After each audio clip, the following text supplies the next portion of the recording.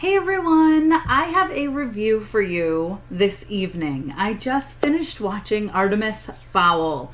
Now, Artemis Fowl comes to Disney Plus tomorrow exclusively. If you've been following along with me over the course of the trailers and all that, you know that I'm a major fan of the series, the book series. I love them all. I was really hoping this was going to be the next Harry Potter, because it really could have been the next Harry Potter.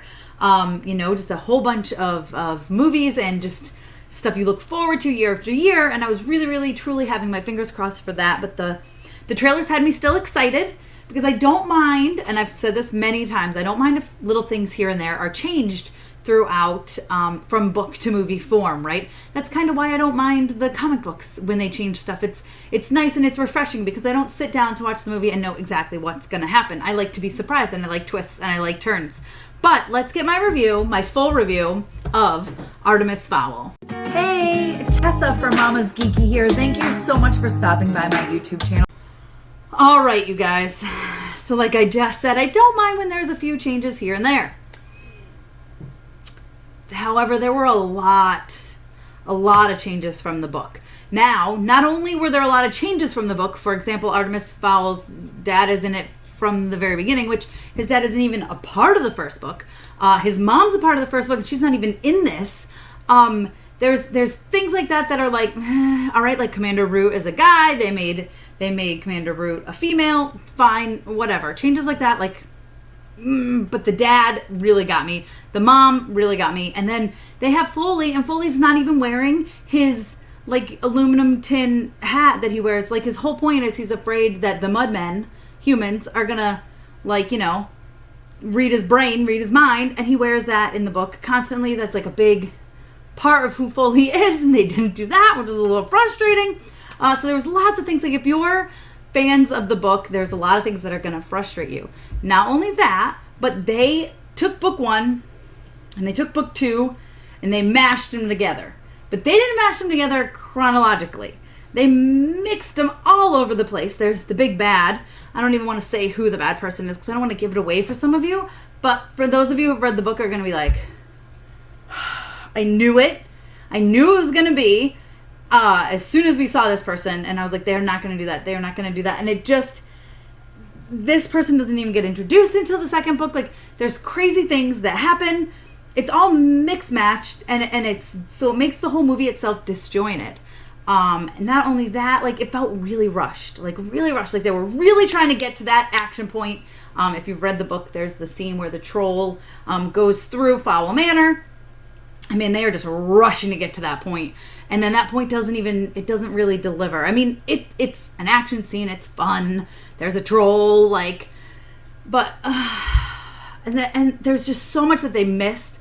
And this could have been an amazing, amazing movie. We could have gotten an amazing full series. This movie was totally set up for there to be a next one. And I'm going to admit something. Towards the end, there's a few lines that really gave me chills. I was like, okay, could they maybe fix this?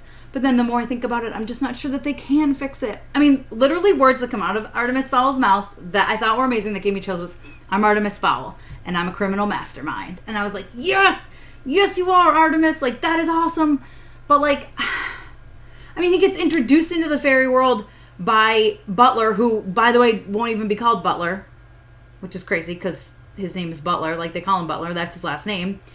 Throughout the whole book, and I'm sure Disney just changed it for some reason. They didn't want him to be called Butler. I don't know, but so they call him Dom, or Domavoy, which is his full name. But it's just, I don't know, that part was crazy.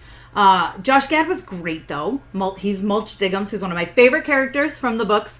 I love him. I think he's fantastic. He's basically a giant dwarf, and I think Josh Gad really killed that role. He was fantastic in it. A light in the movie was Josh Gad. He narrates the movie, and so you see him at the beginning, little parts throughout the middle, and then the end, and like some of his lines at the end were great.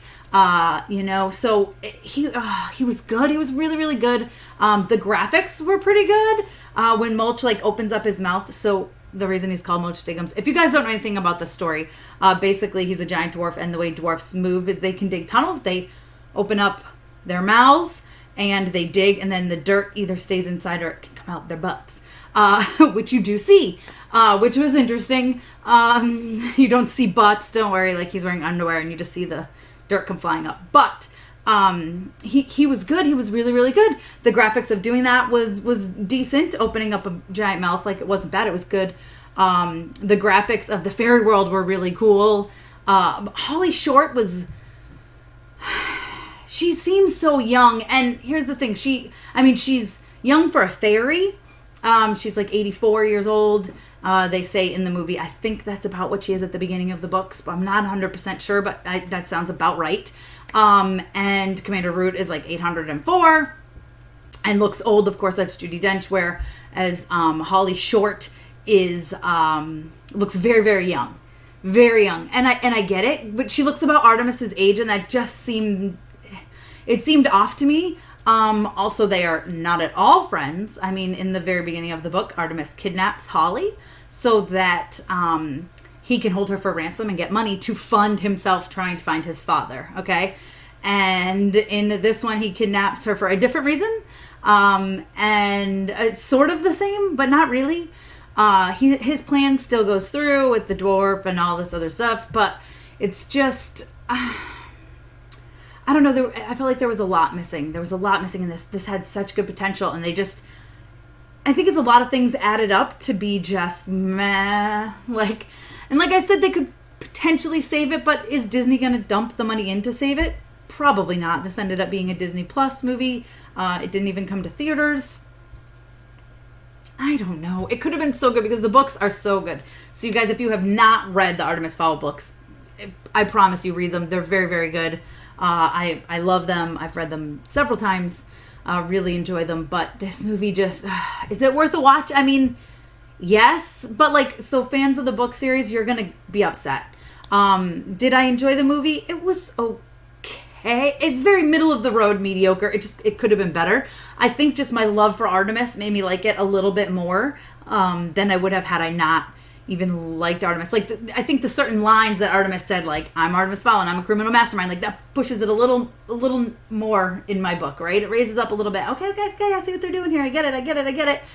And, I don't know. I thought it could have been so good. And I was so excited for this, and I've been so excited for this for years since I found out they were doing this movie. And I really thought for sure we're getting 7 movies. It's the next Harry Potter. It's going to be so good. And Disney just crushed my dreams. So thanks, Disney, for crushing my dreams. However, I still want some Artemis Fowl at Disney World. Like, put him in there somehow. I don't care. A ride or something. Listen, let's do it. But yeah, overall, the graphics were all right. I mean, the fairy world was really cool looking. I enjoyed a lot of what they did there. Josh Gad killed it. Stole the show. Okay, the kid who plays Artemis is pretty good. I think he played Artemis well in parts. Very cold, calculated boy genius. Butler was good. I keep wanting to call him Butler. Dom, whatever. He was good in his role. They didn't use him enough. I felt like he should have been used more, especially for how important he is to Artemis in the books. Commander Root was good. I mean, she was good. She was great at her role. It was a little weird, Commander Root not being a male, but I'm fine with Commander Root being a female. But I don't know. Will I watch it again? Probably not. I mean, if my daughter wants to watch it again. I watched it with my youngest daughter, who's 7, and she loved it. She thought it was great. She wants a second one. She's all for it. So I would probably watch it again with her, but I don't think I would sit down on purpose to watch it again, unfortunately. And I was really hoping this was going to be a movie I would watch time and time again, because I love the books so very much. But that's it. That's my thought. I'm going to give it a very middle of the road. 2 out of 5? 2.5. 2.5 because of that one line. Because of I'm Artemis Fowl and I'm a criminal mastermind. Boosts it up to a 2.5. It's not great, and it could have been so much better. There was such potential there, and maybe if they decide to do another one, they'll do better. The main problem is they tried to mash 2 books together, but not even chronologically. We had stuff from the very beginning of book 1 and the stuff from the middle to the end of book 2, and it was weird. and they changed too many things, and at some point you just have to put your foot down and say, this is not the source material. But go up, pick yourself up a copy of the books, okay?